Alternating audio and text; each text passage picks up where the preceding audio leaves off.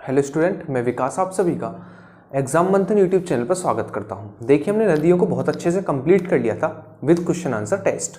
अब जो हमारी बारी है वो इस तरह के टॉपिक पढ़ने की है जिनसे एग्जामों में बहुत ज़्यादा पूछा जाता है, जैसे कि रहा हमारा हिमालय, रहा पठार रहे, पर्वत रहे, झीलें रहीं, ठीक है, खनिज संसाधन रहे, भारत में कृषि रही, ठीक है, रिफाइनरी वगैरह रही।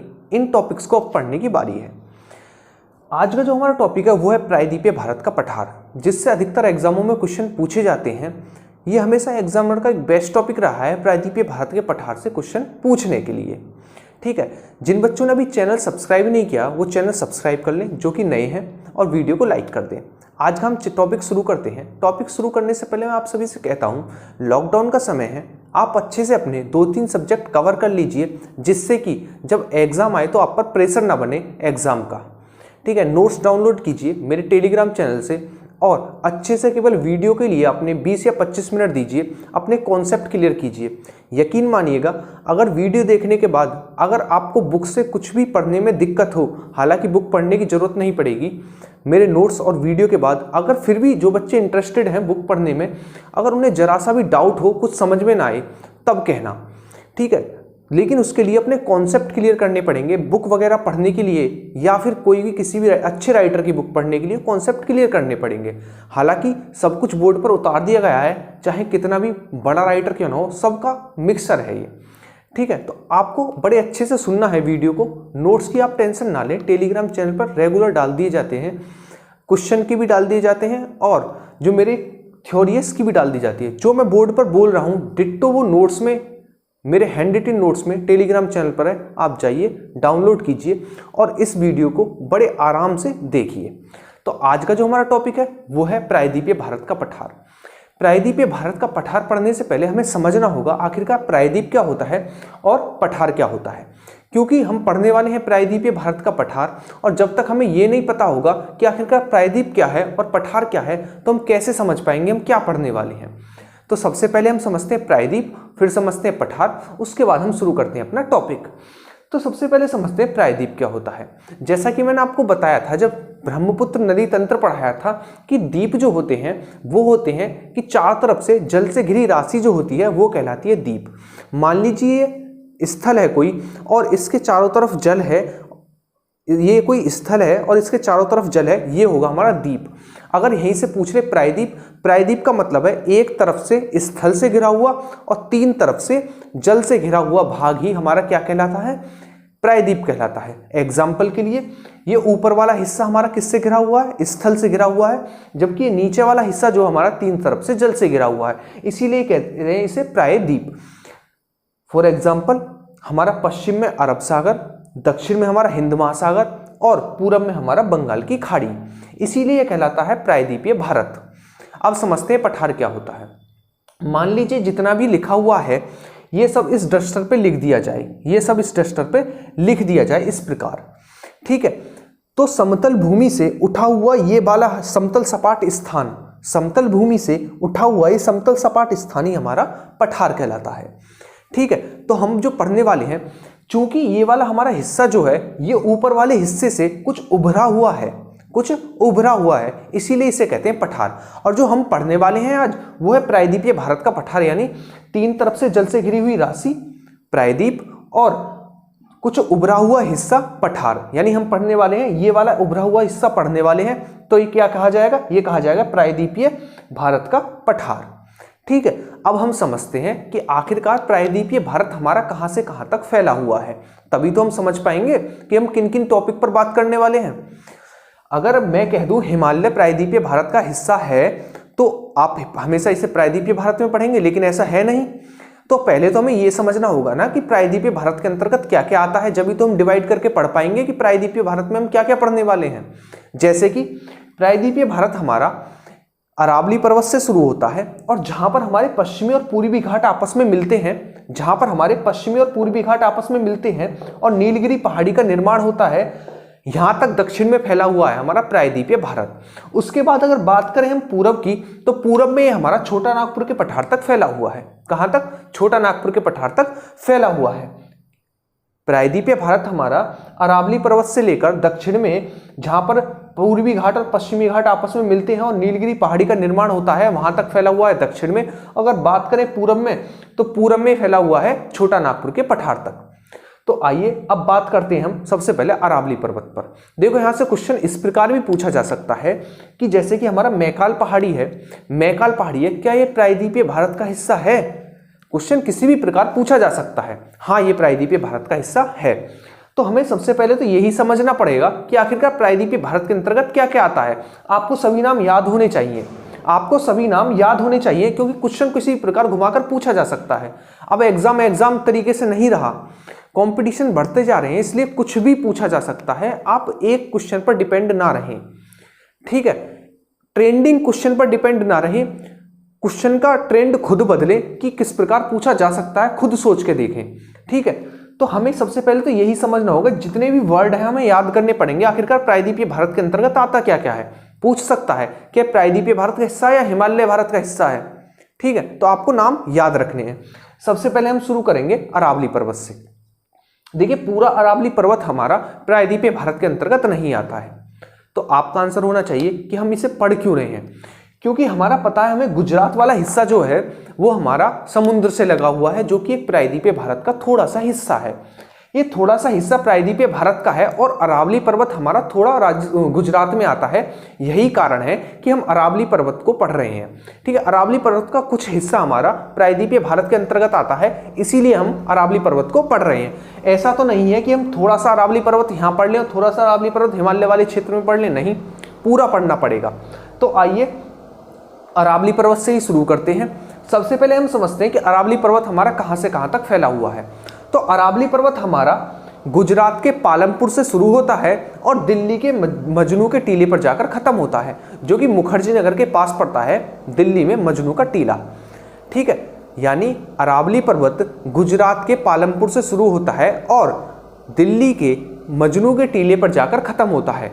इसकी लंबाई लगभग 800 किलोमीटर है, इसकी लंबाई लगभग 800 किलोमीटर है और इसकी सबसे ऊंची चोटी गुरु शिखर है। इसकी सबसे ऊंची चोटी गुरु शिखर है, जो कि माउंट आबू पर्वत पर स्थित है। माउंट आबू पर्वत पर जैन धर्म का एक मंदिर भी स्थित है, जिसे कहते हैं दिलवाड़ा। सीधे सीधे शब्दों में कह देते हैं दिलवाड़ा का जैन मंदिर, क्योंकि ये जैनों के लिए प्रसिद्ध है, इसीलिए इसे कह देते हैं दिलवाड़ा का जैन मंदिर, ठीक है? जो कि कहाँ पर स्थित है? माउंट आबू पर्वत पर स्थित है, अरावली पर्वत के। अरावली पर्वत की सर्वाधिक लंबाई राजस्थान में है, जिसे राजस्थान में जरगा पहाड़ी के नाम से जाना जाता है। राजस्थान में जरगा पहाड़ी के नाम से जाना जाता है। दिल्ली में इसे दिल्ली रेंज के नाम से जाना जाता है। जो हमारा राष्ट्रपति भवन है वो हमारा अरावली पर्वत पर स्थित है। अगर पूछ ले कि अरावली पर्वत की भी किस चोटी पर स्थित है, तो रायसीना चोटी या फिर रायसीना हिल पर स्थित है हमारा राष्ट्रपति भवन। तो इसका मतलब अरावली पर्वत हमारा तीन राज्यों या फिर कह सकते हैं 2 राज्यों और एक केंद्र शासित प्रदेशों में फैला हुआ है।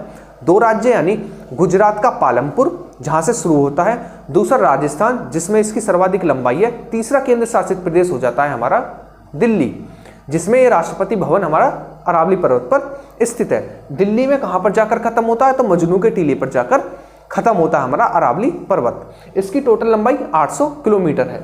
एक नदी है हमारी बनास नदी। कौन सी नदी? बनास नदी। बनास नदी पश्चिम से पूरब की ओर अरावली पर्वत को बीचों बीच से काटते हुए जाकर चंबल नदी में मिल जाती है। चंबल नदी मालवा के पठार से निकलती है, और यमुना में अपना जल गिराती है, ठीक है? यमुना की सबसे बड़ी सहायक नदी है चंबल नदी। अब बात करते हैं मालवा के पठार पर। सब कुछ रिकॉल करने वाले हैं, एक बार सबसे पहले एक बार हम सब कुछ पढ़ लें, ठीक है? फिर एक बार रिकॉल करेंगे, जिससे कि आपके दिमाग में बिल्कुल सटीक छप जाएगा। तो आइए अब बात करते हैं मालवा का पठार। मालवा का पठार कहने को तो मुख्य रूप से हमारा मध्य प्रदेश में फैला हुआ है। मालवा का पठार हमारा काली मिट्टी या फिर बेसाल्ट चट्टानों के लिए प्रसिद्ध है, क्योंकि मालवा के पठार पर सर्वाधिक काली मिट्टी पाई जाती है। मालवा के पठार से हमारी 4 नदियां निकलती हैं। कौन कौन सी? चंबल, सिंध, बेतवा, केन। फिर से रिपीट करता हूं, चंबल, सिंध, बेतवा और केन 4 नदियां हमारी निकलती हैं मालवा के पठार से। देखिए, मालवा के पठार से जो चंबल नदी है वो सबसे बड़ी नदी है, यमुना की सहायक नदी। बाकी जितनी भी नदी हैं ये चंबल की सहायक नदी हैं, जो कि हमारी मालवा के पठार से निकलती हैं। इन नदियों ने मालवा के पठार को इतना काट दिया है, इतना बीहड़ बना दिया है कि आप सभी ने सुना होगा चंबल के डाकू बहुत ज्यादा प्रसिद्ध रहे हैं। इसके पीछे एक रीजन ही रहा होगा, कुछ ना कुछ रीजन रहा होगा जो इतने प्रसिद्ध रहे, जिन्हें पुलिस भी नहीं पकड़ पाती थी। क्यों नहीं पकड़ पाती थी? क्योंकि चंबल और उसकी सहायक नदियों ने मालवा के पठार को इतना काट दिया है, इतने गहरे गहरे रास्ते बना दिए हैं, जिससे डाकुओं को छुपने में बड़ी आसानी हो जाती थी, क्योंकि नदियां बहती हैं और इस प्रकार का गड्ढा बनाती हैं और वहां पर है पठार, मालवा का पठार। जब मालवा के पठार को काटती हैं तो एक गुफा के टाइप का निर्माण कर देती हैं चंबल उसकी सहायक नदियां। जब उस गुफा जैसा निर्माण कर देती हैं बहुत जगह पर, तो डाकुओं को वहां पर छुपने में आसानी हो जाती थी, इसीलिए चंबल के डाकू प्रसिद्ध थे। तो चंबल के डाकू चंबल व उसकी सहायक नदियों के कारण प्रसिद्ध थे, क्योंकि चंबल और उसकी सहायक नदियों ने मालवा के पठार को बिल्कुल काट छेद दिया है। ठीक है, तो मालवा के पठार से मुख्य रूप से 4 नदियां निकलती हैं, चंबल, सिंध, बेतवा और केन। मालवा का पठार मुख्य रूप से एमपी में फैला हुआ है। अब बात करते हैं हम विंध्य पर्वत। कौन सा? विंध्य पर्वत। विंध्य पर्वत 3 भागों में टूटा हुआ है, जिसकी ये बीच वाली जो भाग है, ये बीच वाला भाग है, इसे भांडेर चोटी, और लास्ट वाली जो है जिसे पूर्वी कहते हैं, इसे कहते हैं हम कैमूर चोटी। ठीक है, कैमूर पहाड़ी, बीच वाली भांडेर पहाड़ी और लास्ट वाली कैमूर पहाड़ी। पूछ सकता है बीच वाली जो हमारे विंध्य पर्वत है उसकी पहाड़ी को क्या कहते हैं, तो उसकी बीच वाली पहाड़ी को भांडेर कहते हैं, और जो हमारी लास्ट वाली है उसे कहते हैं हम कैमूर। ये मुख्य रूप से फैला हुआ तो है हमारा एमपी में, लेकिन इसका कुछ भाग हमारा राजस्थान व गुजरात की तरफ भी चला गया है। थोड़ा सा भाग हमारा गुजरात और राजस्थान की तरफ भी चला गया है। इस विंध्य पर्वत के आसपास हमारी विंध्य क्रम की चट्टानें पाई जाती हैं। इस विंध्य पर्वत के आसपास हमारी विंध्य क्रम की चट्टानें पाई जाती हैं, और विंध्य क्रम की चट्टानों की एक खास विशेषता है कि इनसे गृह निर्माण की सामग्री मिलती है। गृह निर्माण की सामग्री मतलब जिनसे हमारा घर में यूज होता है वो सामग्री मिलती है। कहने का मतलब जैसे कि चीनी मिट्टी, बलुआ पत्थर, हीरा और इस प्रकार के कुछ संगमरमर, इस प्रकार की चीजें मिलती है। जैसे संगमरमर का प्रयोग हम किस में करते हैं? घरों में फर्श लगाने के लिए करते हैं। चीनी मिट्टी के हम बर्तन बनाते हैं। हीरे का प्रयोग आभूषणों में करते हैं। तो इस प्रकार की जो चीजें हैं वो हमें विंध्य क्रम की चट्टानों से मिलती हैं, जो कि विंध्य क्रम की चट्टानें मुख्य रूप से एमपी में फैली हुई हैं। और विंध्य क्रम की चट्टानों से हमें क्या मिलता है? तो गृह निर्माण की सामग्री मिलती है। और विंध्य क्रम की चट्टानें जो है विंध्य पर्वत के आसपास फैली हुई हैं। ठीक है, अब जो हमारी बारी है वो है हमारी सतपुड़ा पर्वत की। सतपुड़ा पर्वत, देखिए सतपुड़ा पर्वत भारत का एकमात्र ब्लॉक पर्वत है। आइए समझते हैं ब्लॉक पर्वत क्या होता है। देखिए ब्लॉक पर्वत का मतलब होता है ब्रह्मवाला पर्वत या फिर झूठा पर्वत। ब्रह्मवाला पर्वत या फिर झूठा पर्वत सबसे अच्छा एग्जाम्पल है। मान लीजिए आप किसी धरती के एक समतल सपाट स्थान पर खड़े हैं, धरती के एक समतल सपाट स्थान पर खड़े हैं, और खड़े खड़े आपके आसपास की जमीन नीचे धंस जाए, आपके आसपास की जमीन नीचे धंस जाए, और धंस इतनी जाए, बहुत ही ज्यादा धंस जाए, तो आपको लगेगा कि मैं किसी पहाड़ पर खड़ा हूं। महसूस तो जरूर होगा कि मैं किसी पहाड़ पर खड़ा हूं। तो इसी प्रकार निर्माण हुआ है हमारा सतपुड़ा पहाड़ी का। किस प्रकार हुआ है? क्योंकि इसके उत्तर में नर्मदा नदी और इसके दक्षिण में बहती है हमारी तापी नदी। तापी नदी व नर्मदा नदी ने इसके साइड वाले हिस्से को इतना गहरा कर दिया है कि जो पहले सतपुड़ा एक समतल सपाट स्थान होता था, आज वो उभरा हुआ दिखाई देता है। जब वो आज वो उभरा हुआ दिखाई देता है वास्तव में, लेकिन कोई ये पठार नहीं था, कोई पर्वत नहीं था, इसीलिए इसे कहते हैं ब्लॉक पर्वत यानी ब्रह्मवाला पर्वत। ठीक है, ये चीज समझ में आई। मान लीजिए कोई समतल सपाट स्थान था, समतल सपाट स्थान था। ठीक है, अब यहां से बहना शुरू किया नदियों ने। कौन कौन सी? इधर नर्मदा और इधर तापी। जब नर्मदा व तापी नदियों ने बहना शुरू किया तो नर्मदा ने इतना गहरा कर दिया और तापी ने भी इतना गहरा कर दिया। जब नर्मदा व तापी ने इसे गहरा कर दिया साइड वाले स्थान को, तो ये वाला स्थान हमें कैसा दिखने लगा? उठा हुआ प्रतीत होने लगा। वास्तव में उठा हुआ नहीं था, बल्कि नदियों ने इसे गहरा किया, तो यही है हमारा सतपुड़ा पर्वत, ब्लॉक पर्वत। ब्लॉक पर्वत का मतलब ब्रह्मवाला पर्वत, जिसका निर्माण हमारा तापी व नर्मदा नदी ने किया है। जिस गड्ढे में होकर ये नदियां बहती है नर्मदा व तापी, इसे कहते हैं भ्रंश घाटी। कौन सी? भ्रंश घाटी। यानी नर्मदा व तापी नदी गड्ढे में होकर बहती है। सीधे सीधे शब्दों में समझिए कि नर्मदा व तापी नदी गड्ढे में होकर बहती हैं सतपुड़ा पर्वत के साइड में, और इस गड्ढे को कहते हैं भ्रंश घाटी। तो भारत की नदियां जो कि भ्रंश घाटी में होकर बहती हैं, कहने को वो 3 है, तीसरी मैं आगे पढ़ाने वाला हूं, पहले 2 समझिए, नर्मदा व तापी। तीसरी जो है वो है दामोदर, उसे आगे हम पढ़ने वाले हैं। यानी नर्मदा, दामोदर व तापी गड्ढे में होकर बहती हैं, जिसे हम भ्रंश घाटी कहते हैं। इसका मतलब भारत की 3 नदियां भ्रंश घाटी से होकर बहती हैं, नर्मदा, तापी व हमारी दामोदर नदी। ठीक है, आइए बात करते हैं हम सतपुड़ा पर्वत पर। सतपुड़ा पर्वत हमारा 3 भागों में टूटा हुआ है, 3 भागों में टूटा हुआ है। पहला भाग हमारा राजपीपला, दूसरा महादेव पहाड़ी और तीसरा मैकाल पहाड़ी। ठीक है, पहला हमारा राजपीपला, दूसरा महादेव पहाड़ी और तीसरा मैकाल पहाड़ी। जो सबसे पश्चिमी पहाड़ी है सतपुड़ा पर्वत की वो है राजपीपला, बीच वाली है महादेव और सबसे पूर्वी या सबसे लास्ट वाली है मैकाल पहाड़ी। कौन सी? मैकाल पहाड़ी। मैकाल पहाड़ी की सबसे ऊंची चोटी है कौन सी? अमरकंटक। अमरकंटक से 2 नदियां निकलती हैं, नर्मदा व सोन नदियां, नर्मदा व सोन नदियां। जैसे कि नर्मदा हमारी पश्चिम की ओर बहते हुए अरब सागर में अपना जल गिरा देती है, जबकि जो हमारी सोन नदी है वो उत्तर की ओर बहते हुए जाकर गंगा नदी में बिहार के पास अपना जल गिरा देती है। ठीक है, फिर से रिपीट करता हूं, जो हमारी सतपुड़ा पर्वत है वो 3 भागों में बटा हुआ है। पहला हमारा है राजपीपला पहाड़ी, दूसरा है महादेव पहाड़ी और तीसरा है मैकाल पहाड़ी। ठीक है, जो सबसे पश्चिमी पहाड़ी है वो है राजपीपला, बीच वाली है महादेव और सबसे जो पूर्वी है वो है मैकाल पहाड़ी। मैकाल पहाड़ी की सबसे ऊंची चोटी है अमरकंटक। अमरकंटक से हमारी 2 नदियां निकलती हैं, नर्मदा व सोन नदियां। नर्मदा नदी हमारी पश्चिम की ओर बहते हुए जाकर अरब सागर में अपना जल गिरा देती है, जबकि सोन नदी उत्तर की ओर बहते हुए जाकर गंगा नदी में अपना जल गिरा देती है बिहार के पास। ठीक है, अब जो पूछा जाएगा वो है तापी नदी। तापी नदी महादेव पहाड़ी से, महादेव पहाड़ी है बीच वाली पहाड़ी से एक पठार लगा हुआ है, बैतूर का पठार। कौन सा? बैतूर का पठार। इस प्रकार लगा हुआ है हमारा बैतूर का पठार। यहां पर इस बैतूर के पठार से ही हमारी कौन सी नदी निकलती है? तापी नदी निकलती है और जाकर अपना जल गिरा देती है कहां पर?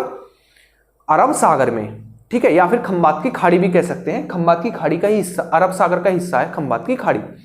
ठीक है, फिर से रिपीट करता हूं सब कुछ। जो हमारी सतपुड़ा पर्वत है वो 3 भागों में बटा हुआ है। 3 भाग कौन कौन से? सबसे पश्चिमी है राजपीपला, बीच वाला है महादेव और सबसे लास्ट वाला है सबसे पूर्वी है मैकाल। मैकाल की सबसे ऊंची चोटी है अमरकंटक। अमरकंटक से 2 नदियां निकलती हैं, नर्मदा व सोन नदियां। नर्मदा हमारी अपना जल गिरा देती है अरब सागर में, जबकि सोन नदी ऊपर की ओर उत्तर की ओर बहते हुए जाकर अपना जल गिरा देती है गंगा नदी में बिहार के पास। उसके बाद जो बीच वाली पहाड़ी हमारी महादेव पहाड़ी, महादेव पहाड़ी से एक पठार लगा हुआ है बैतूर का पठार। इस बैतूर के पठार से हमारी तापी नदी निकलती है और खंबात की खाड़ी में अपना जल गिरा देती है। तापी नदी के मुहाने से हमारा पश्चिमी घाट शुरू होता है और इलियालम या इलायची पहाड़ी पर जाकर खत्म होता है, जो कि भारत की सबसे दक्षिणतम पहाड़ियां हैं। ठीक है, आइए बात करते हैं इसकी सबसे ऊंची चोटी। जो इसकी सबसे ऊंची चोटी है सतपुड़ा पहाड़ी की वो है धूपगढ़। कौन सी? धूपगढ़, जो कि महादेव पहाड़ी का हिस्सा है। ठीक है, फिर से रिपीट करता हूं, जो हमारी सतपुड़ा पर्वत की सबसे ऊंची चोटी है वो है धूपगढ़, जो कि किसका हिस्सा है? महादेव पहाड़ी का हिस्सा है। ठीक है, अब बात करते हैं हम जो हमारी ये है नीलगिरी की पहाड़ियां। उसके बाद हम दक्कन ट्रैप पे बात करने वाले हैं। सबसे पहले बात करते हैं नीलगिरी की पहाड़ियां। देखिए, जब पूर्वी घाट और पश्चिमी घाट आपस में मिलते हैं, मान लीजिए कोई गीली मिट्टी है आपके पास, जब गीली मिट्टी को आप आपस में भिड़ाएंगे, तो बीच वाला हिस्सा कुछ मिट्टी का उभरेगा, भिड़ाएंगे तो कुछ निकल के भागेगा। तो पहाड़ तो हमारे ऐसे है नहीं कि उठकर भाग जाएंगे। ठीक है ना, जब पूर्वी घाट और पश्चिमी घाट आपस में मिले तो मिलने से एक गांठ का निर्माण हुआ। कहने का मतलब जब ये आपस में मिले तो कुछ ऊपर की ओर उठ गए इस प्रकार। जब ऊपर की ओर उठ गए इस प्रकार तो ये बना हमारा नीलगिरी की पहाड़ियां। कौन सा? नीलगिरी की पहाड़ियां, ये वाला हिस्सा। जैसे कि ये मान ली पश्चिमी घाट और पूर्वी घाट, ये भारत का नीचे वाला हिस्सा है। जब ये वाला नीचे वाला हिस्सा यूं करके मिला तो ये कुछ ऊपर की तरफ उठ गया इस प्रकार। ठीक है, इस प्रकार ऊपर की ओर उठ गया ये वाला हिस्सा, इसे कहा हमने नीलगिरी की पहाड़ियां। नीलगिरी की पहाड़ियां मुख्य रूप से हमारी 3 राज्यों में फैली हुई हैं, केरल, कर्नाटक और तमिलनाडु। केरल, कर्नाटक और तमिलनाडु। जो हमारी साइलेंट वैली, आपने सुना होगा शांत वन या साइलेंट वैली, जो कि केरल में है, वो नीलगिरी पहाड़ियों का ही हिस्सा है। नीलगिरी पहाड़ियों का ही हिस्सा है। आपने एक स्थल सुना होगा, एक हिल स्टेशन है, बताऊंगा अभी आगे। अब उसके बाद बात करते हैं हम पालनी पहाड़ियां। पालनी पहाड़ियां मुख्य रूप से हमारी तमिलनाडु में पड़ती हैं। पालनी पहाड़ियां हमारी मुख्य रूप से तमिलनाडु का हिस्सा है। कोडाईकनाल जो हमारा पर्यटन स्थल है वो किसका हिस्सा है? कोडाईकनाल पर्यटन स्थल जो है पालनी पहाड़ी का हिस्सा है। ठीक है, आइए बात करते हैं दक्कन ट्रैप। कौन सा? दक्कन ट्रैप। दक्कन ट्रैप हमारा सतपुड़ा पहाड़ी के नीचे, सतपुड़ा पहाड़ी के दक्षिण से शुरू होता है और पालनी या फिर हमारी ये कौन सी नीलगिरी की पहाड़ियों के उत्तर में और पश्चिमी पूर्वी घाट के बीच में फैला हुआ है हमारा दक्कन ट्रैप। ये वाला हिस्सा जो है ये हमारा दक्कन ट्रैप यानी दक्कन का पठार जो कहां से कहां तक फैला हुआ है, ये हमारा दक्कन ट्रैप जो कि सतपुड़ा पहाड़ी के दक्षिण में और ये हमारा पालनी पहाड़ी व नीलगिरी की पहाड़ियों के उत्तर में और पश्चिमी व पूर्वी घाट के बीच में है हमारा दक्कन ट्रैप। दक्कन ट्रैप जो है काली मिट्टी के लिए प्रसिद्ध है। इसका निर्माण कैसे हुआ? जब हमारा भारत अफ्रीका से अलग हुआ था तो जो उसके साथ लावा आया बहकर, जो कि समुद्र के ऊपर से जब तैरा, जब ये वाला हिस्सा समुद्र के ऊपर से तैर कर आया तो उसके साथ लावा भी आया। जब लावा आया, लावा आकर इस वाले क्षेत्र में बिछ गया। जब इस वाले क्षेत्र में बिछ गया तो उससे निर्माण हुआ हमारा काली मिट्टी का। तो इसका मतलब जो हमारा दक्कन ट्रैप है वो काली मिट्टी के लिए प्रसिद्ध है। और आपको पता होगा काली मिट्टी हमारी कपास के लिए प्रसिद्ध है। दक्कन ट्रैप पे सर्वाधिक काली मिट्टी पाई जाती है और दक्कन ट्रैप की सर्वाधिक जो लंबाई है, सर्वाधिक भाग जो फैला हुआ है वो फैला हुआ है महाराष्ट्र में। यही कारण है कि सर्वाधिक काली मिट्टी भारत में महाराष्ट्र में पाई जाती है। फिर से रिपीट करता हूं, जो हमारा दक्कन ट्रैप है वो कहां कहां तक फैला हुआ है? सतपुड़ा पहाड़ी के दक्षिण में, नीलगिरी व पालनी पहाड़ी के उत्तर में व पश्चिमी और पूर्वी घाट के बीच में फैला हुआ हमारा दक्कन ट्रैप यानी दक्कन का पठार। दक्कन के पठार का निर्माण कैसे हुआ था?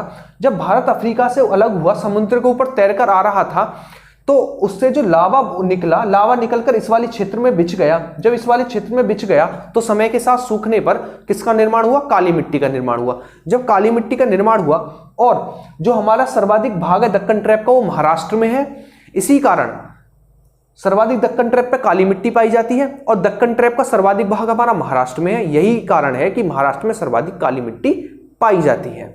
ठीक है, और सर्वाधिक दक्कन ट्रैप की लंबाई किसमें? तो महाराष्ट्र में। आपको याद रखनी है चीज।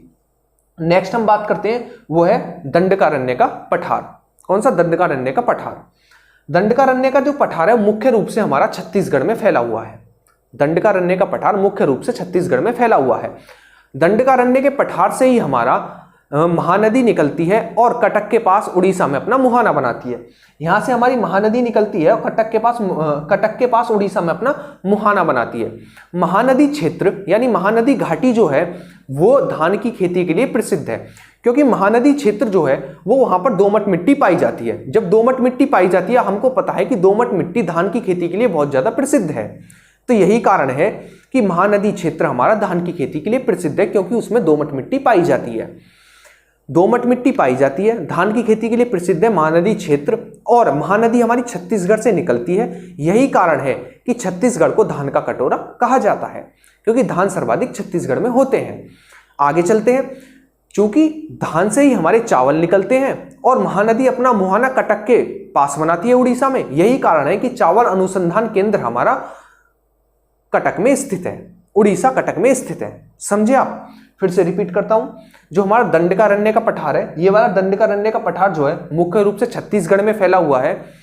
छत्तीसगढ़ के इस दंडकारण्य के पठार से ही हमारी महानदी निकलती है। महानदी जो है उसमें दोमट मिट्टी की मात्रा अधिक है और दोमट मिट्टी जो हमारी धान की खेती के लिए प्रसिद्ध है। दोमट मिट्टी हमारी धान की खेती के लिए प्रसिद्ध है। यही कारण है कि महानदी क्षेत्र हमारा धान की खेती के लिए प्रसिद्ध है। चूंकि महानदी हमारी दंडकारण्य के पठार यानी छत्तीसगढ़ से निकलती है और धान की खेती के लिए प्रसिद्ध है, यही कारण है कि छत्तीसगढ़ को धान का कटोरा कहा जाता है। उसके बाद महानदी हमारी कटक में मुहाना बनाती है। चूंकि धान से चावल निकलते हैं, यही कारण है कि कटक में ही चावल अनुसंधान केंद्र स्थित है। आइए अब बात करते हैं हम छोटा नागपुर के पठार पर।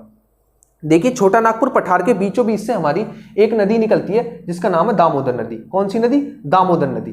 छोटा नागपुर पठार के बीचों बीच से निकलती है दामोदर नदी। दामोदर नदी भ्रंश घाटी से होकर बहती है। भ्रंश घाटी का मतलब इस गहरे गड्ढे में होकर बहती है और साइड वाला भाग उठा हुआ है, साइड वाला भाग उठा हुआ है। ठीक है, ये साइड वाला भाग जो देखो बीच से होकर हमारी कौन सी नदी बह रही है? दामोदर नदी बह रही है। इसका ये वाला भाग उठा हुआ है, ये वाला भाग उठा हुआ है। तो भ्रंश घाटी से होकर हमारी कितनी नदियां बहती है? पहला नर्मदा, फिर तापी, फिर दामोदर नदी। ठीक है, इसने छोटा नागपुर पठार को 2 भागों में बांट दिया है। इसने छोटा नागपुर पठार को 2 भागों में बांट दिया है। उत्तर में जो है वो है रांची का पठार और दक्षिण में जो है वो है हजारीबाग का पठार। ठीक है, ये वाला जो भाग है वो है हजारीबाग का पठार और नीचे वाला जो भाग है वो है हमारा रांची का पठार। ठीक है, रांची झारखंड की राजधानी रांची का पठार। ठीक है, मतलब जो हमारी दामोदर नदी है वो छोटा नागपुर पठार के बीचों बीच से निकलती है और इसने छोटा नागपुर पठार को 2 भागों में बांट दिया है। ऊपर वाला भाग जो वो है हजारीबाग का पठार, नीचे वाला भाग जो है वो है रांची का पठार। रांची का पठार जो है उसे संप्राय मैदान का उदाहरण है। आइए समझते हैं संप्राय मैदान क्या है। संप्राय मैदान का मतलब है ऐसे मैदान जिसमें कोई भी टीला ना पाई जाए, मतलब कह सकते हैं पर्वतीय टीला ना पाई जाए, कुछ भी ऊंची चोटियां ना पाई जाए। मतलब संप्राय का मतलब है समान, सपाट स्थान। ठीक है, मैदान का सपाट स्थान जिसमें कोई भी चोटी, पर्वत वगैरह ना पाई जाए। पूछ सकता है कि भारत में संप्राय मैदान का उदाहरण है, तो आपका आंसर होगा रांची का पठार। संप्राय का मतलब क्या होता है? जिसमें कोई भी पर्वतीय टीला ना पाया जाए। पर्वतीय टीले का मतलब है कोई भी चोटी ना पाई जाए। संप्राय का मतलब है सपाट स्थान, ऐसा मैदान जिसमें कोई भी ऊंची चोटी ना पाई जाए, बिल्कुल सपाट स्थान हो। ठीक है, फिर से रिपीट करता हूं, हमारी दामोदर नदी छोटा नागपुर पठार के बीचों बीच से निकलती है, उसके बाद जाकर हुगली नदी में मिल जाती है और हुगली नदी अंतिम रूप से अपना जल गिराती है किसमें? बंगाल की खाड़ी में गिरा देती है। दामोदर नदी छोटा नागपुर पठार को 2 भागों में बांट देती है। पहला जो भाग होगा वो होगा हमारा कौन सा? हजारीबाग का पठार और नीचे वाला रांची का पठार। रांची का पठार संप्राय मैदान का उदाहरण है। संप्राय मैदान मतलब जिसमें कोई भी हमारी चोटी ना पाई जाए, ठीक है ना, कोई भी टीला ना पाया जाए, उसे कहते हैं संप्राय मैदान। रांची से एक और नदी निकलती है हमारी, यानी छोटा नागपुर पठार से एक और नदी निकलती है जिसे कहते हैं स्वर्णरेखा नदी। स्वर्णरेखा नदी जो है उसे हम जैविक मरुस्थल के नाम से जानते हैं, क्योंकि ये हमारी औद्योगिक क्षेत्र होने के कारण जमशेदपुर औद्योगिक क्षेत्र यानी छोटा नागपुर क्षेत्र के आसपास से होकर बहती है। और छोटा नागपुर का जो क्षेत्र है हमारा वो किसके लिए प्रसिद्ध है? तो वो खनन के लिए प्रसिद्ध है। वहां पर फैक्ट्रियां लगी हुई हैं, ठीक है, फैक्ट्रियों से निकलता है केमिकल। जब वो केमिकल नदियों में जाता है तो उसमें ना तो जीव जंतु पाए जाते हैं ना ही वनस्पति पाई जाती है, और वो पानी जाता है स्वर्णरेखा नदी में। यही कारण है कि स्वर्णरेखा नदी में कोई जीव जंतु व वनस्पति नहीं पाई जाती है, इसीलिए कहते हैं इसे जैविक मरुस्थल यानी जीव जंतु का मरा हुआ स्थल। ठीक है, उसके बाद हम बात करते हैं, ये है हमारा राजमहल पहाड़ियां। कौन सा? राजमहल पहाड़ियां, जो रेड कलर का ऊपर की ओर दिख रहा है ये है राजमहल पहाड़ियां। राजमहल पहाड़ियां मुख्य रूप से झारखंड में फैली हुई हैं, जबकि छोटा नागपुर का जो पठार था हमारा वो कहां कहां फैला हुआ है? तो वो झारखंड में पश्चिम बंगाल में फैला हुआ है। ये हमारी राजमहल पहाड़ियां। राजमहल पहाड़ियां मुख्य रूप से हमारी झारखंड में फैली हुई हैं। आइए बात करते हैं, ये हमारी शिलोंग पठार, गारो खासी जयंतियां। गारो खासी जयंतियां, और आपको 2 और याद रखनी, मिकिर और रेंगमा। असम में पड़ती है हमारी मिकिर और रेंगमा। कौन कौन सी? मिकिर और रेंगमा। गारो खासी जयंतियां, मिकिर व रेंगमा। गारो खासी जयंतियां, मिकिर व रेंगमा शिलोंग पठार के अंतर्गत आती हैं, और शिलोंग पठार हमारा राजमहल पहाड़ियों का ही हिस्सा है। शिलोंग पठार हमारा राजमहल पहाड़ियों का ही हिस्सा है। फिर से बताता हूं, जो हमारी गारो खासी जयंतियां 3 पहाड़ियां ये, और असम में पड़ती हैं 2 हमारी, कौन कौन सी? मिकिर व रेंगमा। मिकिर, रेंगमा, गारो खासी जयंतियां, ये 5 पहाड़ियां शिलोंग पठार का हिस्सा है। शिलोंग पठार का हिस्सा है, और शिलोंग पठार हमारा राजमहल पहाड़ियों का हिस्सा है। आपका एक क्वेश्चन बनना चाहिए कि जब ये हमारा राजमहल पहाड़ियों का हिस्सा है तो फिर इन दोनों में इतना गैप क्यों है, इन दोनों में इतना अंतर क्यों है? ठीक है, तो उसे ही हम समझते हैं, उसे हम मैप से समझते हैं। मान लीजिए ये पहले कोई जुड़ा हुआ स्थल रहा होगा, पहले जुड़ा हुआ स्थल रहा होगा, इस प्रकार जुड़ा हुआ स्थल था पहले। ठीक है, ये वाला हिस्सा इस प्रकार जुड़ा हुआ था। अब क्या हुआ, यहां से हमारी नदी ने बहना शुरू, गंगा नदी ने, और यहां से हमारी आई ब्रह्मपुत्र नदी। तो इन्होंने क्या किया, जब गंगा नदी ने इस प्रकार बहना शुरू किया तो इसने इस वाले स्थल को काट दिया, इस प्रकार कर दिया। ठीक है, आपको दिख रहा होगा, इस प्रकार कर दिया गंगा नदी ने। तो ये नीचे वाला जो हिस्सा चला गया नीचे की ओर, इसे कहा गया राजमहल पहाड़ियां, और जो ऊपर की ओर ये वाला हिस्सा चला गया इसे कहा गया शिलोंग पठार। ठीक है, फिर से रिपीट करता हूं, पहले ये इस प्रकार जुड़ा हुआ हिस्सा था, इस प्रकार जुड़ा हुआ हिस्सा था। जैसे ही हमारी गंगा नदी ने बहना शुरू किया और इसे काटकर इस वाले हिस्से को इस प्रकार कर दिया, तो ये नीचे की ओर जो चला गया उसे कहा गया हमारा राजमहल पहाड़ियां। जो ऊपर की ओर चला गया इसे कहा गया शिलोंग पठार। शिलोंग पठार के अंतर्गत हमारी कौन कौन सी चोटियां आती हैं? तो शिलोंग पठार के अंतर्गत हमारी 5 आती हैं, गारो खासी जयंतियां, मिकिर और रेंगमा, और राजमहल पहाड़ियां नीचे वाला हिस्सा है। ठीक है, तो यही कारण है कि शिलोंग पठार हमारा राजमहल पहाड़ियों का ही हिस्सा है। सभी को समझ में आया होगा। जो शिलोंग पठार की सबसे ऊंची चोटी है वो है नोकरेक। कौन सी? नोकरेक, जो कि गारो पहाड़ी पर पड़ती है। ठीक है, तो ये था हमारा आज का प्रायद्वीपीय भारत का पठार। उम्मीद है सभी स्टूडेंट्स को बहुत अच्छे से समझ में आया होगा। जिसको पसंद आई वीडियो वो लाइक करें, चैनल को सब्सक्राइब करें और शेयर करना ना भूलें। जाने से पहले एक बार रिकॉल जरूर करेंगे। रिकॉल चाहे बच्चे रुके ना रुके, एक बार सभी, एक स्टूडेंट क्यों ना हो, लेकिन वो अच्छे से वीडियो जरूर देखें। उम्मीद है मुझे कि रिकॉल करने के बाद शायद उसे कोई डाउट ना रहेगा, दोबारा पढ़ने के बाद, रिवीजन के बाद शायद उसे नोट्स की भी जरूरत ना पड़े। ठीक है, इतना कॉन्सेप्ट क्लियर होने वाले हैं। तो आइए हम जल्दी से एक बार रिवीजन कर लेते हैं हमने आज क्या क्या पढ़ा। सबसे पहले हमने बात की अरावली पर्वत पर। अरावली पर्वत हमारा, मैं रिपीट कर रहा हूं, आप केवल बोर्ड पे ध्यान रखना, मैं रिपीट कर रहा हूं। देखिए, अरावली पर्वत हमारा गुजरात के पालमपुर से शुरू होता है, उसके बाद ये दिल्ली में पहुंच जाता है। दिल्ली में कहां तक फैला हुआ है? तो मजनू के टीले तक फैला हुआ है, और गुजरात में पालमपुर से शुरू होता है। ये भारत के 2 राज्य और एक केंद्र शासित प्रदेश से होकर गुजरता है। 2 राज्य हैं हमारे, गुजरात और राजस्थान, और एक केंद्र शासित प्रदेश है हमारा दिल्ली। गुजरात में इसे पालमपुर से शुरू होता है। सबसे सर्वाधिक लंबाई जो है इसकी राजस्थान में है। राजस्थान में इसे जरगा पहाड़ी के नाम से जाना जाता है। दिल्ली में इसे दिल्ली रेंज के नाम से जाना जाता है। जो हमारा राष्ट्रपति भवन है वो हमारा किस पर स्थित है? तो अरावली पर्वत पर स्थित है। और किस चोटी पर? तो रायसीना चोटी पर। ठीक है, एक नदी है बनास नदी, जो कि पश्चिम से पूर्व की ओर अरावली पर्वत को काटते हुए जाकर चंबल नदी में मिल जाती है। इसकी लगभग लंबाई अरावली पर्वत की 800 किलोमीटर है। इसकी सबसे ऊंची चोटी जो है वो है गुरु शिखर, जो कि माउंट आबू पर्वत पर स्थित है। माउंट आबू पर्वत पर जैन धर्म का एक और मंदिर स्थित है, जिसका नाम है दिलवाड़ा। इसीलिए उसे कहते हैं दिलवाड़ा का जैन मंदिर, क्योंकि वो जैनों के लिए प्रसिद्ध है। उसके बाद हम आते हैं मालवा के पठार पर। मालवा का पठार हमारा मुख्य रूप से एमपी में फैला हुआ है। मालवा के पठार से हमारी 4 नदियां निकलती हैं। कौन कौन सी? चंबल, सिंध, बेतवा और केन नदियां। चंबल, सिंध, बेतवा, केन नदियां जो हैं वो यमुना की सहायक नदियां हैं, और इन सभी में जो सबसे बड़ी नदी है वो है चंबल। चंबल व उसकी सहायक नदियों ने मालवा के पठार को इतना बीहड़ कर दिया है, बिल्कुल काट छेद दिया है। ठीक है, जो मालवा का पठार है वो काली मिट्टी यानी बेसाल्ट चट्टानों के लिए प्रसिद्ध है। उसके बाद हम बात करते हैं विंध्य पर्वत। विंध्य पर्वत हमारा एमपी, राजस्थान और थोड़ा बहुत गुजरात में फैला हुआ है। विंध्य पर्वत के आसपास विंध्य क्रम की चट्टानें पाई जाती हैं, और विंध्य क्रम की चट्टानें जो है गृह निर्माण सामग्री के लिए प्रसिद्ध है। गृह निर्माण सामग्री जैसे चूना पत्थर, बलुआ पत्थर, संगमरमर, ठीक है, चीनी मिट्टी और हीरा, इनके लिए प्रसिद्ध हमारी विंध्य क्रम की चट्टानें, जो कि विंध्य पर्वत के आसपास पाई जाती हैं। जो विंध्य पर्वत है इसकी बीच वाली चोटी को भांडेर और सबसे पूर्वी चोटी को कैमूर कहते हैं। ठीक है, उसके बाद हम आते हैं जो हमारी इसके बाद जो वो है सतपुड़ा पहाड़ी। ठीक है, सतपुड़ा पहाड़ी हमारे 3 भागों में बटी हुई है। पहला राजपीपला, दूसरा महादेव, और सबसे पूर्वी लास्ट वाली है हमारी मैकाल पहाड़ी। जो मैकाल पहाड़ी है उसकी सबसे ऊंची चोटी है अमरकंटक। अमरकंटक से हमारी 2 नदियां निकलती हैं, नर्मदा व सोन नदियां। नर्मदा नदी हमारी अरब सागर में अपना जल गिराती है, जबकि जो सोन नदी है उत्तर की ओर बहते हुए बिहार के पास गंगा नदी में अपना जल गिरा देती है। ठीक है, इसकी सबसे पश्चिमी पहाड़ी है सतपुड़ा की राजपीपला, बीच वाली है महादेव, और सबसे पूर्वी है मैकाल। बीच वाली जो महादेव पहाड़ी है इसी पर सतपुड़ा की सबसे ऊंची चोटी धूपगढ़ स्थित है। ठीक है, महादेव पहाड़ी से ही एक पठार लगा हुआ है, बैतूर का पठार। बैतूर के पठार से ही हमारी निकलती है तापी नदी, जो कि जाकर अरब सागर में अपना जल गिरा देती है। तापी नदी के मुहाने से, यानी तापी नदी जहां पर मुहाना बनाती है, यहां से हमारा पश्चिमी घाट शुरू होता है और जाकर इलियालम या इलायची पहाड़ियों पर खत्म होता है। ठीक है, उसके बाद हमने बात की नीलगिरी की पहाड़ियां। नीलगिरी की पहाड़ियां हमारी मुख्य रूप से जब पूर्वी घाट और पश्चिमी घाट आपस में मिलती हैं, जब निर्माण होता है, और ये मुख्य रूप से 3 राज्यों में फैली हुई हैं। 3 राज्य कौन कौन से हैं? केरल, कर्नाटक और तमिलनाडु। केरल, कर्नाटक व तमिलनाडु। जो हमारी नीलगिरी की पहाड़ियां हैं उन्हीं पर हमारा जो साइलेंट वैली है स्थित है। यानी साइलेंट वैली किसकी विशेषता है? तो नीलगिरी पहाड़ियों की विशेषता है। ठीक है, उसके बाद जो ऊपर की तरफ ये रेड वाला हिस्सा निकला हुआ है, यह है पालनी पहाड़ी। पालनी पहाड़ी मुख्य रूप से किस राज्य में फैली हुई है? तो तमिलनाडु में फैली हुई है। ठीक है ना।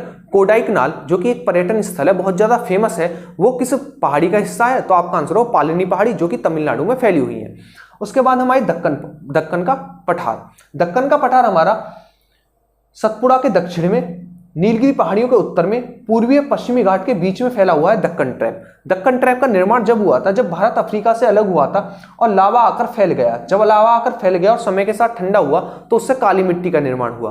काली मिट्टी का निर्माण हुआ। चूंकि दक्कन ट्रैप सर्वाधिक महाराष्ट्र में फैला हुआ है और उस पर सर्वाधिक काली मिट्टी पाई जाती है, यही कारण है कि महाराष्ट्र में सर्वाधिक काली मिट्टी पाई जाती है। उसके बाद हमने बात की दंडकारण्य का पठार। दंडकारण्य के पठार से हम सबसे पहले दंडकारण्य का पठार हमारा छत्तीसगढ़ में फैला हुआ है। दंडकारण्य के पठार से हमारी महानदी निकलती है और कटक के पास अपना मुहाना बनाती है बंगाल की खाड़ी में। महानदी क्षेत्र हमारा धान की खेती के लिए प्रसिद्ध है, क्योंकि महानदी क्षेत्र में दोमट मिट्टी पाई जाती है। दोमट मिट्टी हमारी धान की खेती के लिए प्रसिद्ध है। चूंकि महानदी क्षेत्र धान की खेती के लिए प्रसिद्ध है और महानदी हमारी छत्तीसगढ़ से निकलती है, इसीलिए छत्तीसगढ़ को धान का कटोरा कहा जाता है। चूंकि धान से हमें चावल प्राप्त होते हैं और महानदी हमारी कटक के पास अपना मुहाना बनाती है, यही कारण है कि चावल अनुसंधान केंद्र हमारा कटक में स्थित है। उसके बाद हम बात आई छोटा नागपुर के पठार। छोटा नागपुर के पठार के बीचों बीच से निकलती है दामोदर नदी। दामोदर नदी जाकर मिल जाती है हुगली नदी में। हुगली नदी अंतिम रूप से अपना जल गिरा देती है बंगाल की खाड़ी में। छोटा नागपुर के पठार के बीचों बीच से निकलती है, इसी कारण से दो भागों में बांट देती है। ऊपर वाला भाग जो हमारा हजारीबाग का पठार, नीचे वाला रांची का पठार। रांची का पठार संप्राय मैदान का उदाहरण है, यानी जिस पर कोई भी पर्वतीय टीले ना पाए जाते हो, बिल्कुल समतल सपाट स्थान हो। ठीक है। रांची से एक और नदी निकलती है जिसका नाम है स्वर्णरेखा नदी। स्वर्णरेखा नदी को जैविक मरुस्थल के नाम से जाना जाता है। जैविक मरुस्थल यानी जहां पर जीव जंतु व वनस्पतियां नहीं पाई जाती हों। उसके बाद हमने बात किया राजमहल पहाड़ियों पर। राजमहल पहाड़ियां मुख्य रूप से हमारी झारखंड में फैली हुई हैं। झारखंड में फैली हुई है। जो हमारा शिलोंग पठार है जिसके अंतर्गत हमारी लगभग 5 पहाड़ियां आती हैं। कौन कौन सी? गारो, खासी, जयंतिया, मिकिर व रेंगमा। गारो, खासी, जयंतिया हमारी मेघालय में पड़ती है। मिकिर व रेंगमा हमारी असम में पड़ती है। ये हमारा राजमहल पहाड़ियों का हिस्सा है, क्योंकि गंगा नदी ने ये वाला पार्ट जो हमारा तोड़ दिया है। ये वाला पार्ट ऊपर चला गया, ये वाला पार्ट नीचे आ गया। जो ऊपर चला गया इसे कहा गया शिलोंग पठार और नीचे चला गया इसे कहा गया राजमहल पहाड़ियां। यानी ये वाला हिस्सा जो है हमारा राजमहल पहाड़ियों का ही हिस्सा है। तो पूछ सकता है क्वेश्चन कि गारो, खासी, जयंतिया पहाड़ियां जो है वो किस प्रायद्वीपीय भारत का हिस्सा है? तो हमारा राजमहल पहाड़ियों का ही हिस्सा है। ठीक है।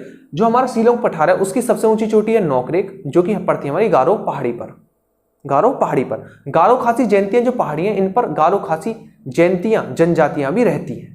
आपको ये चीजें याद रखनी है। तो इस वीडियो में हमने पढ़ा प्रायद्वीपीय भारत का पठार। उम्मीद है जिन स्टूडेंट ने अब तक वीडियो देखी है उन्हें बिल्कुल समझ में आया होगा।